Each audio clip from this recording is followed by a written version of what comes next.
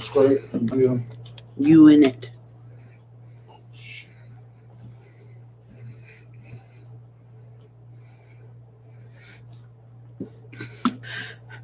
Hello, everyone. I just want to thank you all for showing up and giving me a piece of your time today. Um, I am not going to be doing any Q&A this time, um, because this is just basically an address that I wanted to give to the community to try to prepare us for 2021. Some people had a really great 2020. Some people had a really horrific 2020, and some people just made it through. But what I wanted to do was today to give you guys some encouragement as you get ready for 2021, as you prepare yourself. But that's the primary thing that we need to focus on is preparedness. We need to organize. We need to strategize. We need to live full lives.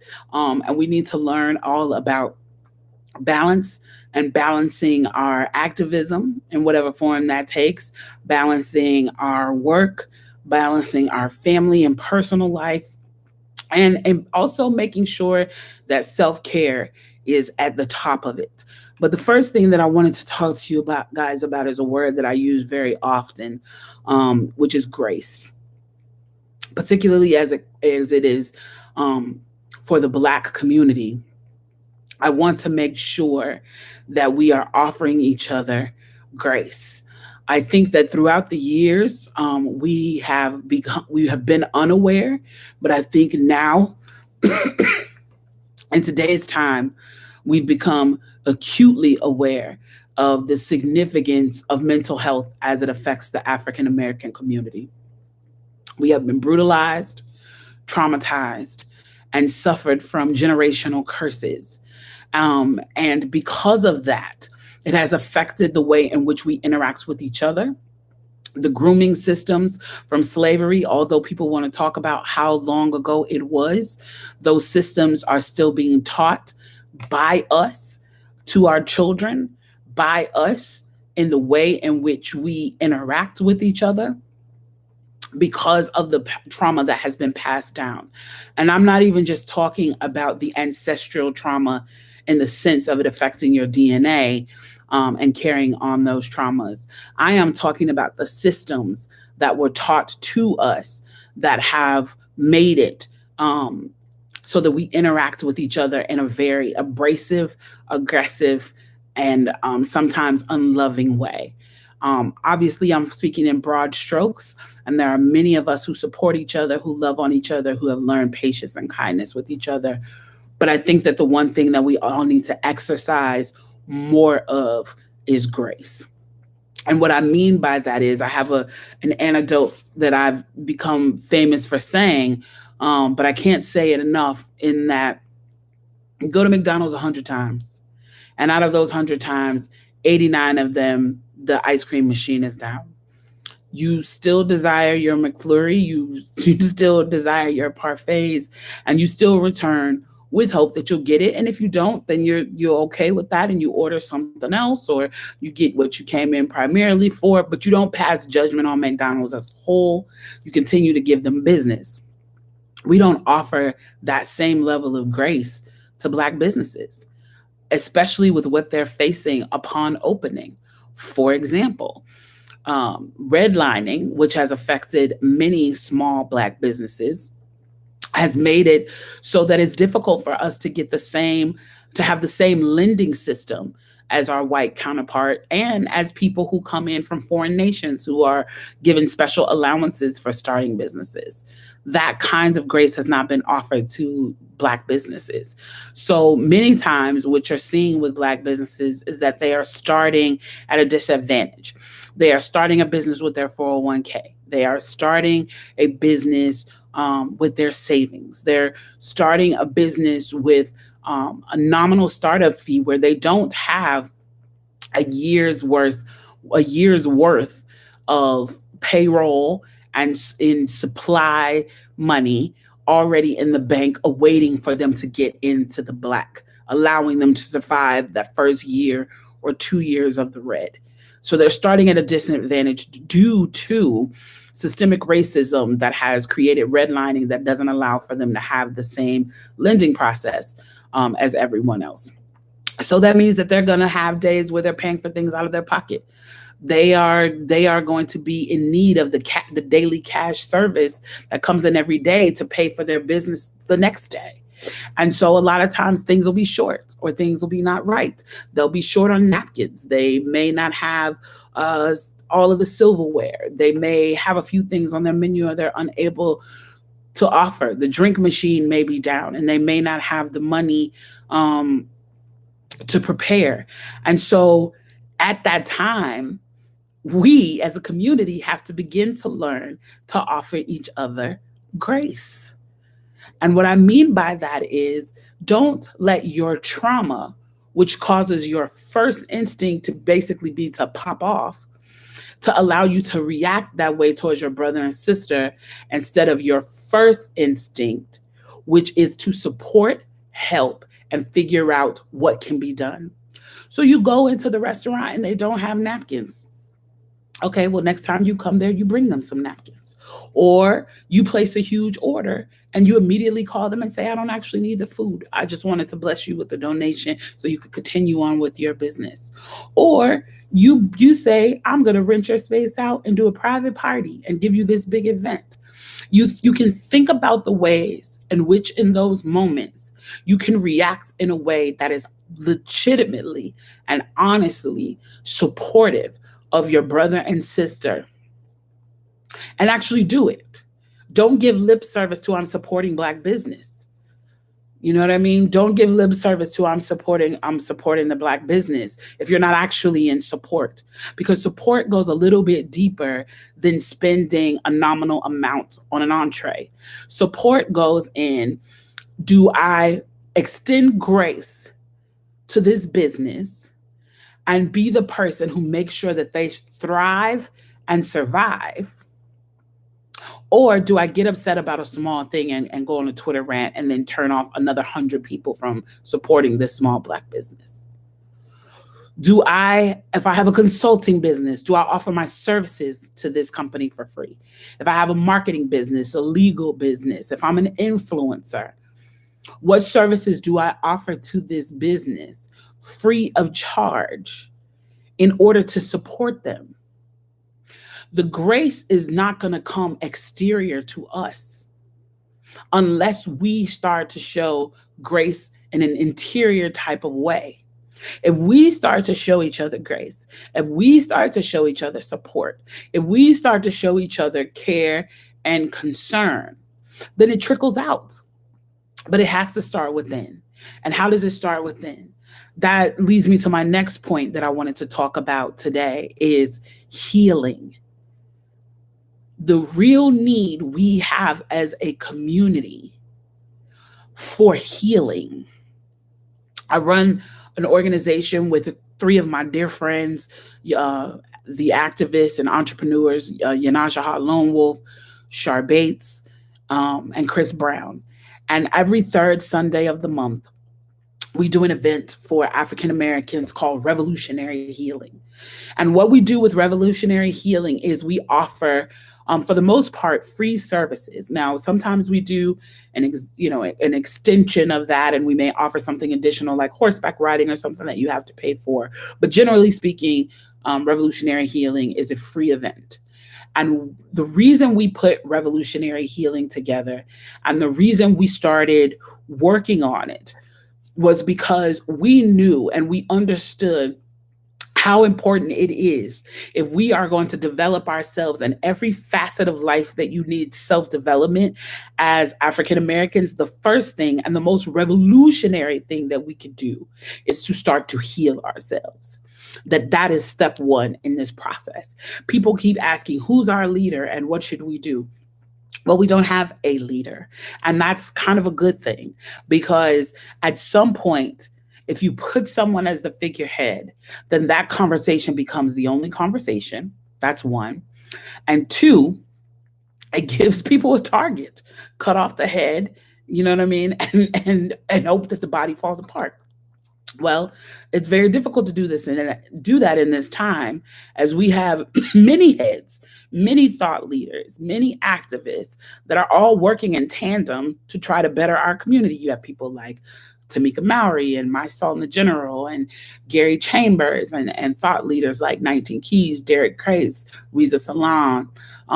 We have advocates like Sonia Renee Taylor and Blair Amani, and I'm naming a small portion of the people who, and Shar Bates and people like that. I'm naming a small portion of people who are actually doing the work, and it's significant because the impact of institutionalized racism against African Americans has impacted every segment of life: healthcare, economics, uh, you know, um, mass incarceration.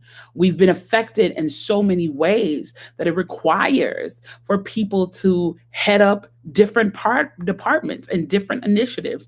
I was so happy and honored a few months ago. I shared space with a young queen who is an environmentalist. She's focused on the environment, and she's focused on the environment as it relates to African American people. Because by and large, contrary to popular belief, the the fundamentals of what needs to be done in order to affect the environment have the largest effect on African Americans. We are in the neighborhoods where they are building warehouses that are polluting the air. I mean, look at Flint and what's happening with the water there. These are all environmental issues that need to be addressed, that, like most things in America, are having the biggest effect on African Americans and the poor and working poor. And so part of what we have to do in order to work together, to grow, to tackle all of this is first heal ourselves. We have to have revolutionary healing, which is why we named it that. Because that is going to be the step one that allows us to extend grace to each other, that allows us to be in the mental space to get organized and work as a collective for our betterment. That is what is going to allow us to be in a space where we can educate the younger generation, where we can start having intergenerational conversations without venom. That is going to take us to have healing in the body of the African American community. Even when you look at the hip hop community and what happens a lot of time in the hip hop community, the hiccup is in the lack of the ability for us to be able to have intergenerational conversations. If the OGs are giving the proper information and the new school is educating the OGs on how to evolve, and you have this conversation going back and forth, then what you become is a force. What you become is a force. Hip hop as a culture has made more Black millionaires than any other industry. And so I think hip hop has to be where this conversation has to start, where we are having these intergenerational conversations. We are supporting each other. We are healing each other. We are teaching each other not to be quick to anger so that we are not harming each other, so that we're working towards being in a position where we protect each other instead of harm each other. Instead of being so quick to say, if someone comes to you the wrong way, you're going to handle them in a fatal way. We have to learn amongst us. We have to learn amongst us to be able to problem solve, to be able to resolve conflicts without it becoming fatal. But that doesn't mean that we don't need to train and protect ourselves because we don't have foes.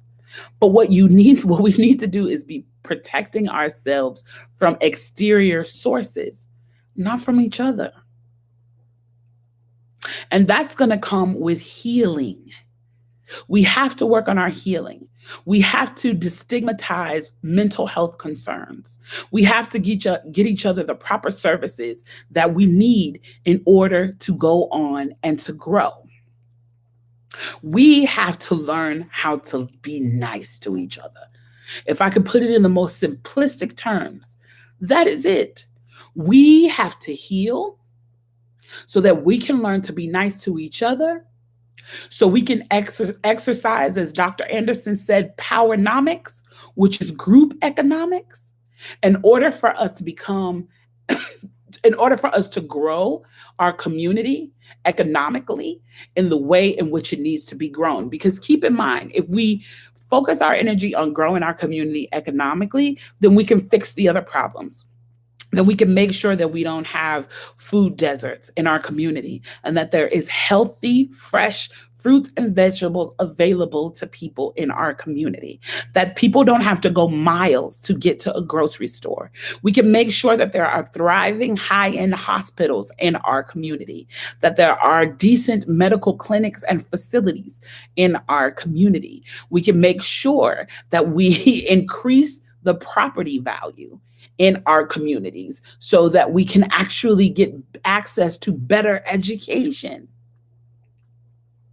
All of this is key and critical, but all of this has to be done with a group effort. And it's going to be really difficult to have any type of group work, any type of powernomics, if we don't heal ourselves and learn how to treat each other better.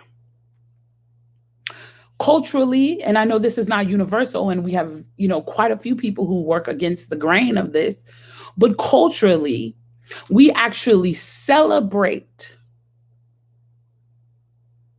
trauma-rooted mistreatment of each other. We get a kick out of telling somebody a story about how we cuss somebody out. We get a kick out of telling a story about how, if this person doesn't do what we want them to do, how we're going to physically harm them, physically assault them, potentially even kill them. We glorify our trauma not as a testimony, but as a testament to who we are. Instead of saying, I take all honor and power in my growth and development, and I look at the traumas that have happened to me as my testimony of what I had to grow from, instead of the attention I get from living in it. All of this is trauma-based behavior that is rooted in slavery, Jim Crow, the crack epidemic, mass incarceration, the miseducation of the African American child, police brutality, economic disenfranchisement, poor health, poor diet. All of this combined has had an effect on the way in which we behave and we interact with each other, which is why I say step one is healing. Because if you get the healing under wraps, then you have the conscious mind to offer each other grace, and then we can work together to build our economics. Now, I know a lot of people are saying they're hearing a lot of buy black and group economics and finally celebration of the Greenwood area in Tulsa and what they accomplished with Black Wall Street. But there's two questions that need to be answered about that. And the first question is, how do we get into this economic state? And the second thing that we have to say is, what do we do now? So first, I want to talk about how we got into this economic state, because I think it's key and critical to understanding what we have to do next is knowing how we got here. So let's start with Reconstruction. Reconstruction was the time period right after slavery ended and right before we officially got into Jim Crow. And what happened during Reconstruction is, you'll hear a lot of people say, we never got our 40 acres and a mule. We never got our 40 acres and a mule.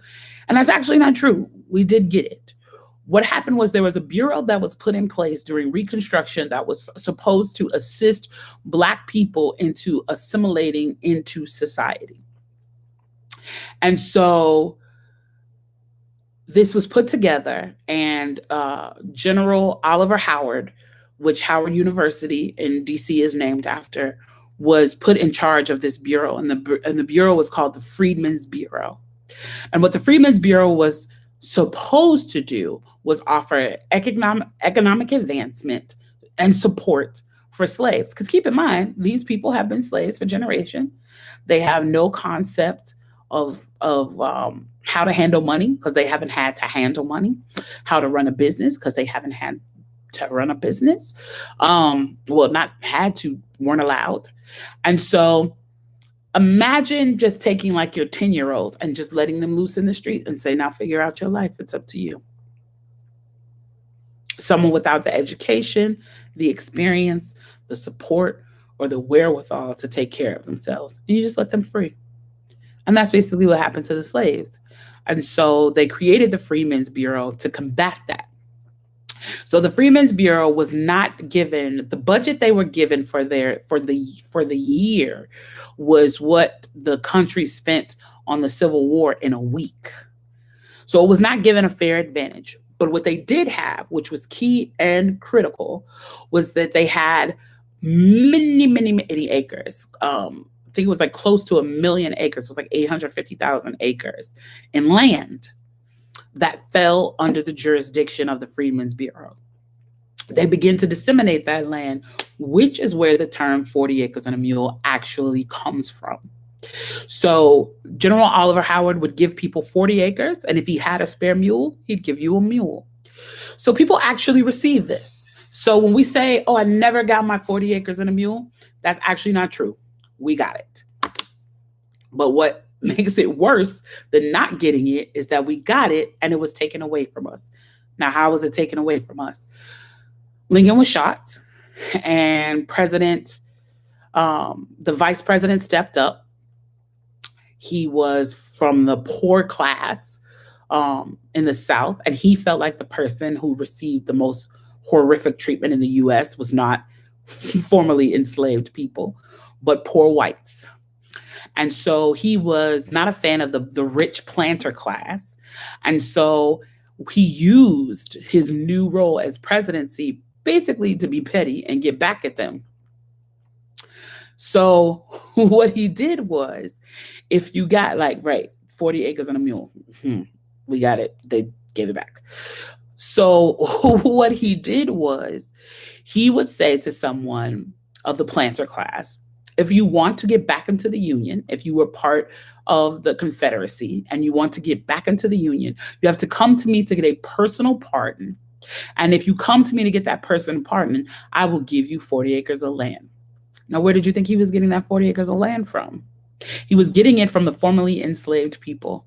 He was literally taking it back, farm by farm, piece by piece, and giving it to people he didn't even like, in order to prove a point and feel like the big man to the planter class that he had felt so inferior to for so long. So now, this advantage, if you will, that we were given. And fun fact, sidebar, this is around the time that you get the derogatory connection between Blacks and watermelons. Because of these people who were getting these 40 acres of land and growing, at the time, the most lucrative business that Blacks were able to figure out was watermelon patches. They did not have entree into cotton and tobacco and other things that were big business, but they were allowed to get seeds and be able to grow watermelons. So during this time of Reconstruction, where Black people were giving large plots of land, a large percentage of them were actually growing watermelon and watermelon patches. So watermelon sales became synonymous with African Americans because it was a market that they controlled by and large. And so to make a reference to something watermelon was to make a reference to Black people because they controlled the watermelon business. So they took something that was absolutely amazing. We pulled ourselves up by our bootstraps post-slavery and cornered the market on a business. And they decided to take that and turn it into a reference to signify African Americans. And instead of saying that, they would just discuss watermelon, knowing that we control the watermelon business. And this is how the derogatory thought of Black people eat watermelon, Black people like watermelon actually came from. not because we eat watermelon or love watermelon or look silly eating watermelon. They actually took that we had a thriving industry that we controlled and turned it into a derogatory term. But I want you to know that this is indicative of what a person does when they're fearful of your spirit and your grace and your power, is that they will take something positive that you're doing and try to make it for bad and make you think that it should be for bad, when actually the connection between blacks and watermelons is that this is a thriving business and industry that we took over and figured out how to run when we were coming out of slavery at a time when most of us couldn't even read or count.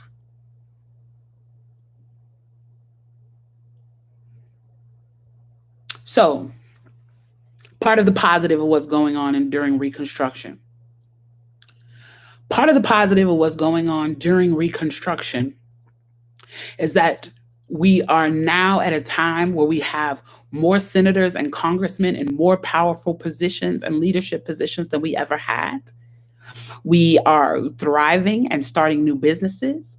We are taking over entire towns and using all of our skills. Because keep in mind, these are people who are freshly out of enslavement and they've been doing all of the work. So they are highly skill based people. These are people who are capable of doing blacksmith work, leather work, woodwork.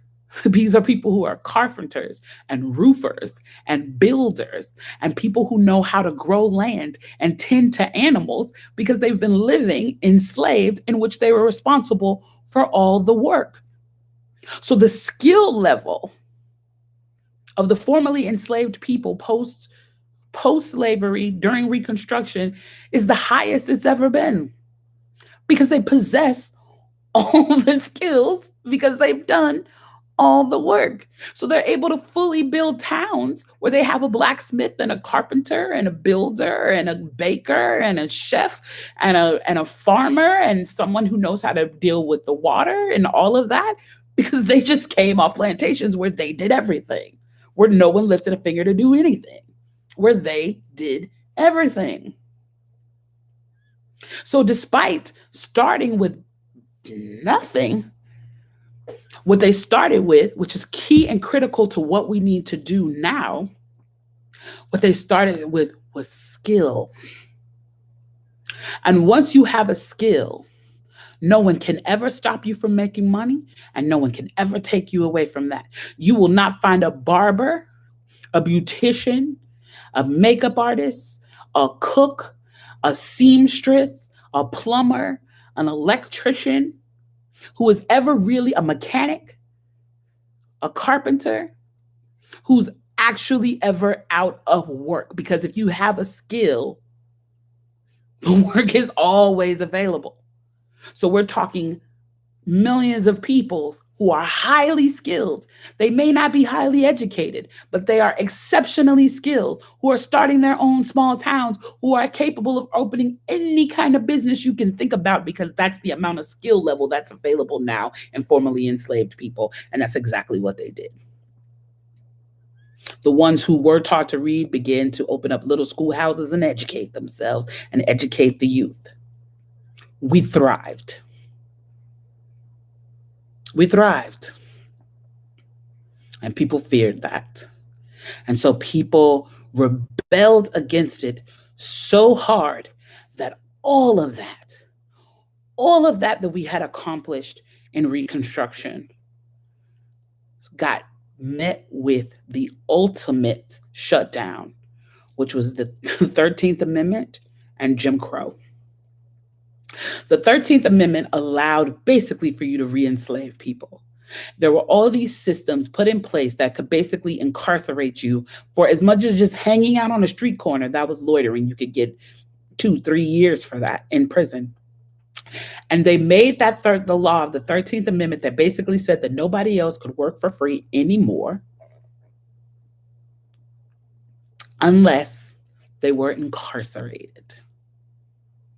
So they figured out every way they could to get as many Black people incarcerated as possible. And that system is still in place. And it still works. And that's basically what private prisons are. If you can incarcerate as many people, marginalized people, economically disadvantaged people that don't have the money to fight for themselves, you got people sitting in jail for 2-3 years because they can't pay a minimum bond. And they're doing free labor for major corporations that you guys love to sing about and rap about in your song, that are part of the system, that are oppressing your people, that's brutalizing your people.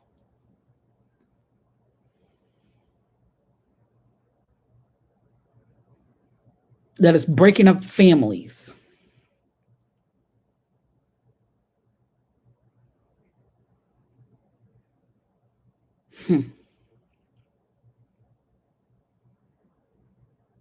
So we have to be careful where we utilize our spending power. I've heard y'all brothers singing in songs about Brooks Brothers suits. You want to know how Brooks Brothers made their money? They made their money because they dressed slaves. The coachmen, the ones who worked in the houses, the ones who greeted people at the door. Part of what a slave master would do to show his wealth is show how well dressed and good looking that his slaves were, particularly his house slaves.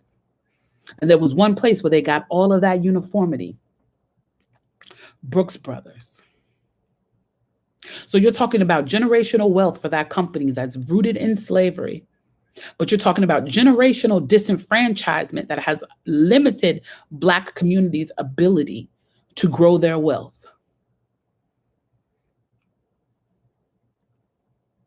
And so when people talk about slavery and Jim Crow and say that happened so long ago, why are we still focused on that? I take people back to my Monopoly analogy, which I now have discovered I stole from Dr. Anderson.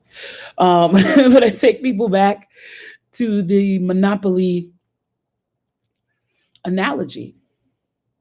And that if you get to play over 200 rounds, 276 rounds to be exact, and the person that you're playing against can't make any money, can't participate in the game, and they actually work on behalf of you, and then you have 85 years after that of Jim Crow,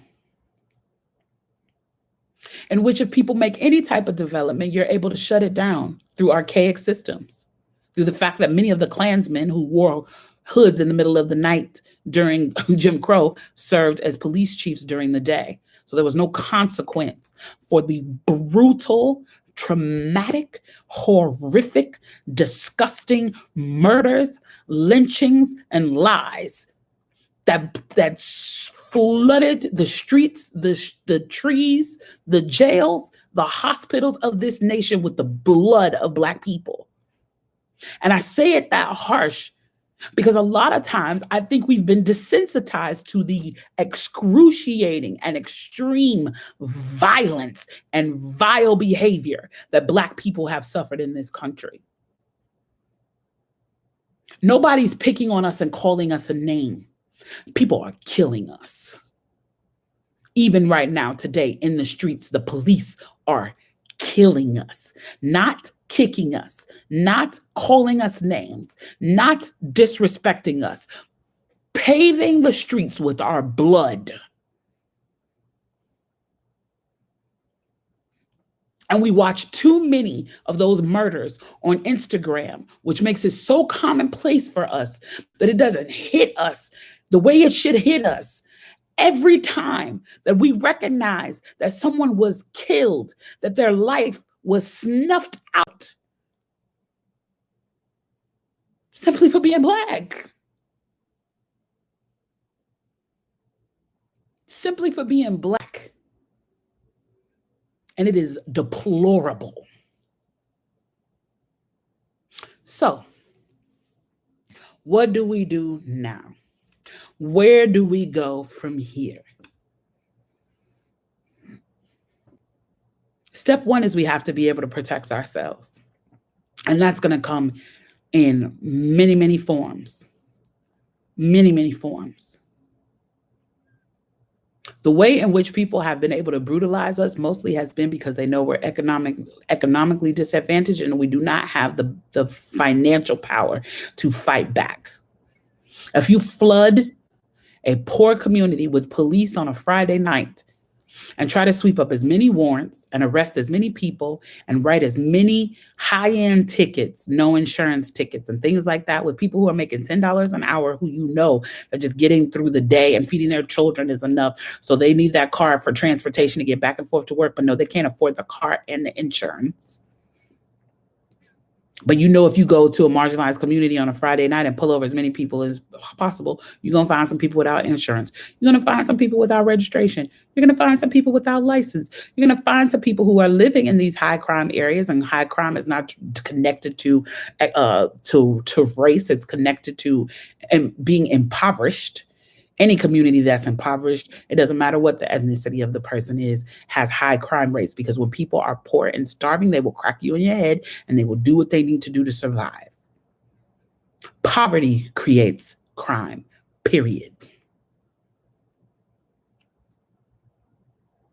So you go to these impoverished communities and you brutalize the people every weekend by giving them $2,000 tickets that you know you can't pay, and now you can put them on probation until they work for free to pay it off, or until they take every little extra dime that they have to pay it off, or they get so frustrated because they're so traumatized by their experience in this nation that they're incapable of actually doing it, and they check out of it, and then one day you catch them and now they have a warrant and they go to jail and they go sit in jail for real. And if they didn't have the money for that ticket, they damn sure don't have the money to bond themselves out. And now you have them working in free labor again. And this is just one of many scenarios of how economic disenfranchisement and the economic disadvantage allows the brutality of our people. So we have to get our money up. The second thing is we have to be fearless about the fact that we do need to learn how to physically protect ourselves. We need to train to be in a position to physically protect ourselves from attackers. Whether that's martial art, whether that's exercising your Second Amendment right and learning how to acquire legally and utilize a firearm. You need to be able to protect your families. And oddly enough, not even just from people on the streets, from the cops as well, because they have become public enemy of Black and brown people. They don't want to admit that, but they have. People want to talk about blue and how they risk their lives every day, and that's cool, but they take our lives every day.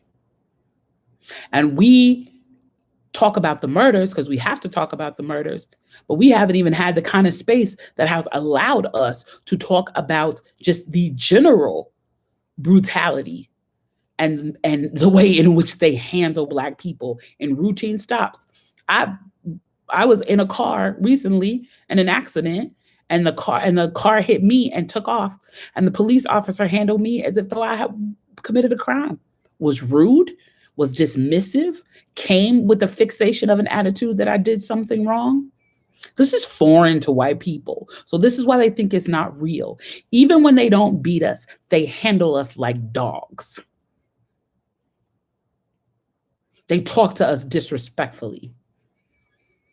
The moment they see your brown skin, they have an attitude of you're less than, and my nose will be turned up throughout this entire reaction. I will show you no grace, no kindness, no patience, no anything. I want you to know that I see you as the enemy and that I'm going to handle you like a dog. And I am the superior person here, and you are less than me, and rough is all you're going to get from me. You are not going to get a laugh, a joke, and are you okay? None of that I offer to other people. What you're going to get from me is my view of you, which is that you are no value. I've never interacted with an officer where I didn't feel like his sentiment was that I was valueless.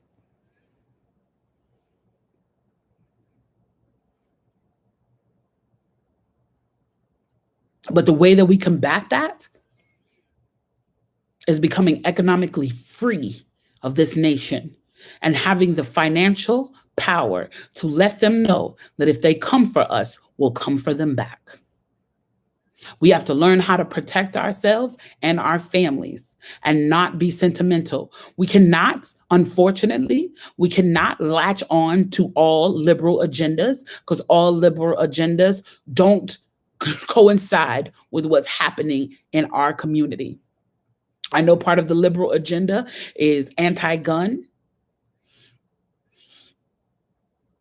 but we can't afford to be anti gun because we're not safe.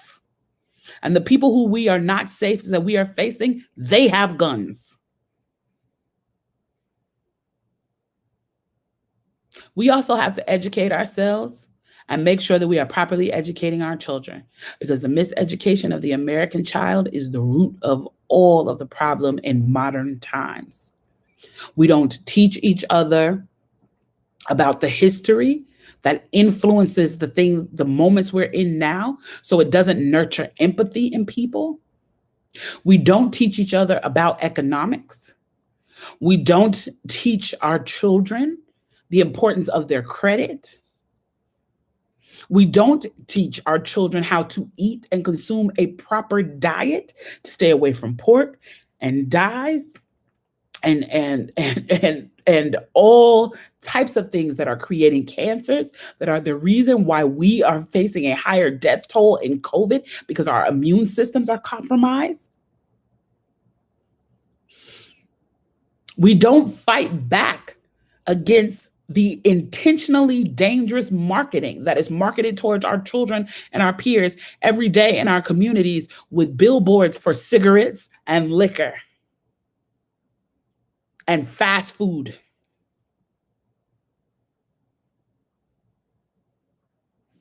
So what do we need to do?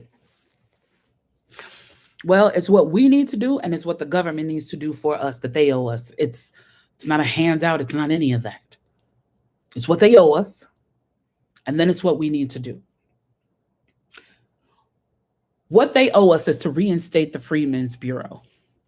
They need to reinstate the Freedmen's Bureau and make it do what it was supposed to do in the first place, which is to offer an economic advancement to the African American people to try to balance out the 50-yard head start that white people were giving in terms of building economics. And when you think I'm just talking about the slave trade, I'm not. I'm also talking about how between the 1920s and the 1960s, the US government underwrote billions of dollars for home ownership, and 98% of it went to white families because they knew that the greatest way to build generational wealth was home ownership. And they made sure that white Americans got it, and they made sure that we didn't. I'm talking about the GI Bill that was supposed to help all veterans and soldiers, but it by and large had all types of racist embedded language that did not allow the Black GIs to get the same advantages as their white counterparts.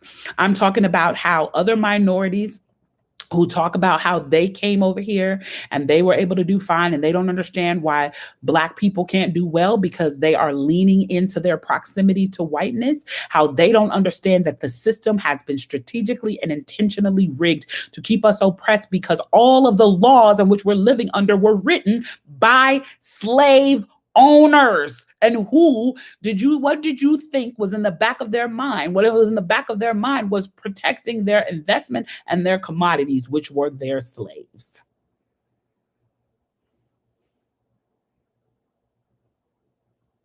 So we need to reinstate the Freedmen's Bureau and make it do what it was supposed to do. And the first piece of that is going to be giving us either the physical or the financial equivalent now of our 40 acres. It's going to be lifting every law that allows for redlining, that prevents us from getting the proper loans that we need to start our own businesses, which is an inalienable right.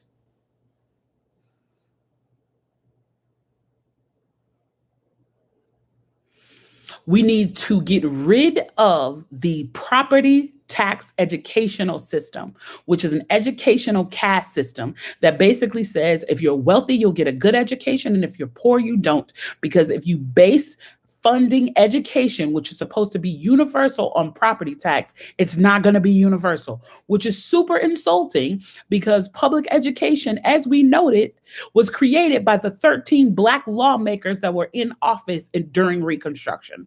Black people basically created public education, and now we get the shortest end of the sticks, and we have schools where kids have to share books, where there's asbestos in the walls and the ceilings are falling down. The Freedmen's Bureau has to handle that too. It has to handle all things Black growth. That's what the government needs to do. And we have to change the way in which we educate people in the school system so that people can have the proper information that they need to nurture the right empathy and have the correct understanding. Again, all the liberal base talking about if you don't get the COVID vaccine, you're a demon. That's because you don't know our history. No, we're not going to be interested. We just got over the Tuskegee experiment, which didn't end until the 1980s, which we were used as guinea pigs for the syphilis vaccine. And they gave thousands of Black men syphilis and let them die, knowing it and treating them like lab rats. So no, we don't trust your vaccine. Black women die in the hospital in way larger numbers than white women during childbirth. Because when Black women are telling doctors and talking to nurses and saying that something is wrong, they have such a preconceived notion that we're intellectually inferior, that we couldn't even possibly know our bodies, that women are requesting help that they don't see, and it is becoming fatal. So no, we don't trust your medical system. Henrietta Lacks' family has still not received the proper payment that they deserve for her Helo cells, having changed the world, having changed the medical world. And she still has family members who are literally on public assistance, while many people have become fat cats on her cells. And they stole it while she was under medical care for cancer. So no, we don't trust your medical system. But you would have to have the proper history to have empathy for that and say, I understand why Black people are skittish. But you're miseducated. The entire nation is miseducated because the history books were written by the Sisters of the Confederacy, and it's still run completely by the Texas Textbook Company, and it has not changed. So it's still teaching a white supremacy history, or the delusion of white supremacy. So that's what the Freedmen's Bureau needs to do. It needs to be reinstated and it needs to tackle all the issues that it created, because racism is not a Black problem that we need to fix. It is a white problem that they created that they need to figure out how to fucking fix it. And I'm giving them this game for free. They need to reinstate the Freedmen's Bureau and have a department for everything, for education, for economics, for medical care, for therapy, for drug counseling after they flooded our communities to fund their war in the 80s with crack cocaine and killed us and took the mothers and fathers out of the home and left the Black child in the system, and where they were abused and mistreated, and the trauma-based systems continue. I haven't met a foster kid yet that's not fucked up. Even the ones who are brilliant and thriving suffered severe traumas while in the care of the system they had to go in because of the amount of parents we lost due to drugs. But now with opioids, because it's affecting white people, all of a sudden drug addiction is it's a health issue. But crack wasn't. There are still an unlimited amount of colloquialisms that reference a crackhead in a derogatory way, because that's how dismissive we are of the brutality of Black people. An epidemic like that, who destroyed our community, is a funny joke to say, she's crazy, she's acting like a crackhead.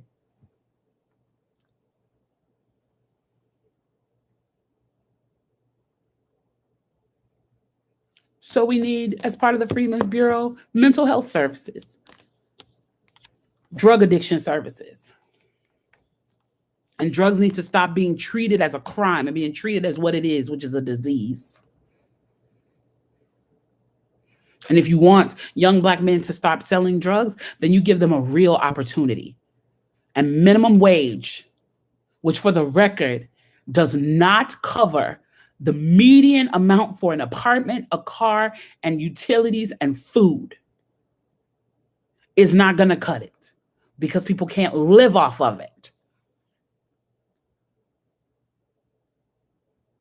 And Reagan's trickle down on economics of getting tax breaks to the rich, and it was just going to trickle down to the poor. We're 40 years later, and we still act like we don't know that didn't work. But the system is still in place. And the rich keep getting richer, and the poor keep getting poorer. During COVID, people became homeless. They lost their homes, their cars, and their small businesses. And the wealthier class, the modern day planter class, made billions of dollars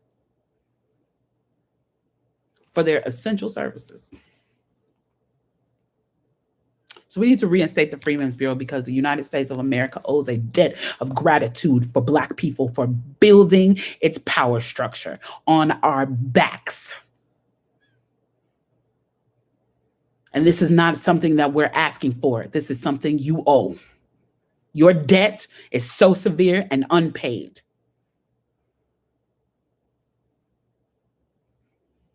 Now, what can we do for ourselves?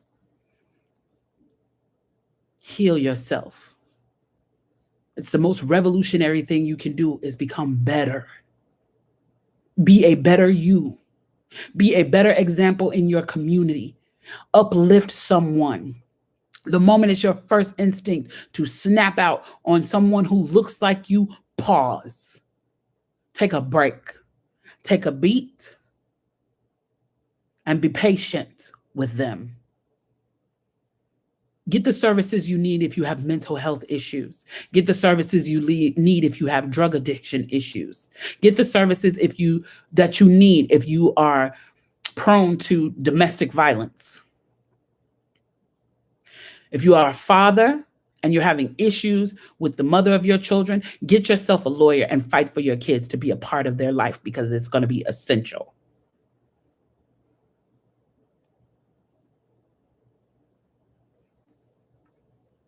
And we have to circulate the Black dollar. We have to buy with us. We have to talk about Black businesses in our rap songs instead of white federations that are making money off slave labor in jail, who harm us with mocking signs of racism in their designs. And yet we sing their praises and raise their funds. I challenge all the entertainers out there, do a whole album and don't mention one company if it ain't Black owned. You want to show you tough, you gangster, do that shit. Shooting, killing, disrespecting each other, I don't think that's gangster at all. You want to show you gangster, uplift your people. You want to show your sign of strength, uplift your people. Put your people on your back and carry them to the water so that they can libate themselves. Any rapper that listens to this, that's my challenge to you. Your whole record, your whole next record, the only thing you can shout out that you're drinking, that you're wearing, where you're going, Black owned only. You want to impress me with that. You're not going to impress me yelling out the names of racist companies who don't give a fuck about your people.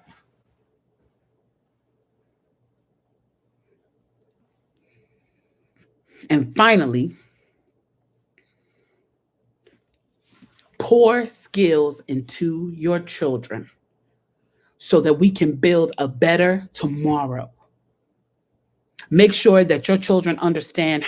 Make sure that start a corporation, because I'm not going to talk to y'all in general terms about this one. I want specific details for you for this one, because this is the most important. Start an LLC, a small corporation. Pay your child $500 a month. That's $6,000 a year. Then you use that to assist you with the writing of your taxes. If you get a good accountant, they can tell you exactly how that works. But you also have your child's name on that building, that business. And you get a credit card under that business in your child's name with their social security number. So you're not running up a phone bill in your child's name and fucking their credit up for their future, that you're actually building your child's future. Get a 529 in your state. Put at least $100 a month in there for your child so that their education is paid for and they don't have the debt of student loans from the moment they're born. You need to put $100 a month into a 529 for them that is matched by the state. If you don't know what a 529 is, it's a college fund. Look it up. But every state, like here in Georgia, and every state, Alabama, Illinois, all they have a federally funded 529 that matches you the money that you put in. When your child is born, tell everybody, don't worry about no baby shower. Don't worry about none of that. Give you money to invest in your baby's 529. You go to a baby shower, do not give them a bunch of diapers and things like that they're going to get in large droves. You get them a Gerber life insurance policy and you pay it. Because with a Gerber life insurance policy, if the child turns 18 and doesn't pass away, you can convert that into a 529 and pay for their college. The biggest debt that young, successful Black people have is college debt. Make sure your baby doesn't have to pay for college. Educate your child about their people, about their history. If you're in Chicago, you could take them to the DuSable Museum. If you're in Atlanta, you could take them to the King Center. Birmingham, all these places that have great civil rights legacies have places where you can go and educate yourself. You need to follow some thought leaders who teach about Black history, like Blair Imani and myself. I do it every Tuesday on my Tuesday task. You follow my Instagram every Tuesday on my Tuesday task, you can get an education about something brilliant about Black people. Or something traumatic that you need to know. But the history is there. You can also follow my sis, Blair Imani. She is a Black historian. She's constantly dropping gems about our culture on her page. Educate your children. Teach your children how to defend themselves. Put them in martial arts, and as soon as they're old enough, teach them how to properly use a firearm.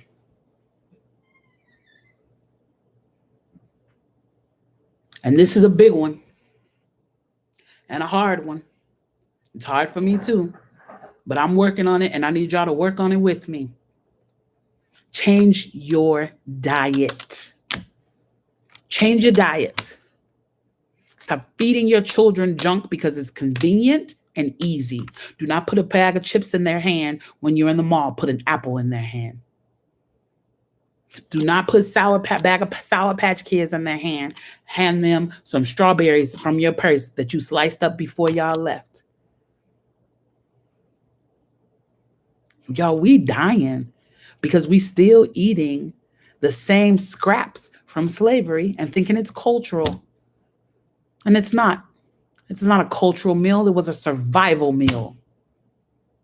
And when you know better, you do better. It was not the root of our diet when we were in in Africa, and even those Blacks who are indigenous to the Americas. That was not our diet. Change the way you eat. The food is killing us. We're not making it past 60. We're getting cancer at 30. It's what you're putting in your mouth. If we are to have a better future, we have to change the way we teach money, the way that we eat, the way that we learn to protect ourselves. We have to know the law. And we have to fight both within and out of the system. You can't win unless you do both. Because if you think you're just going to become an insular community that doesn't have to deal with the government, you're crazy. You're still going to have to be governed by the government. You are still, whether you vote for these people or not, you're still going to be governed by them. So you have to become an active participant in dealing with the people who govern you. Because half of the shit that we're in is because of laws by people who governed us. And laws can be changed and amendments can be made, but that takes a fight. Think it don't? Look at some of the communities who fight for themselves, like the Jewish community. They fight for themselves and they get results. Someone I love told me today that our biggest issue, how we've been set back, has been disorganization, unorganization, that we're not organized, that we don't plan ahead, that we don't plot it out. Now is that time.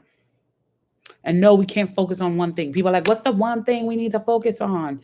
How are we going to do that when we got 12 problems? The 11 ain't gonna, if I deal with police brutality, but my people still poor. If I deal with the economics, but we still don't know how to eat. If I start dealing with better eating, but we're not educated. If now all of a sudden we're educated, but we don't have home ownership.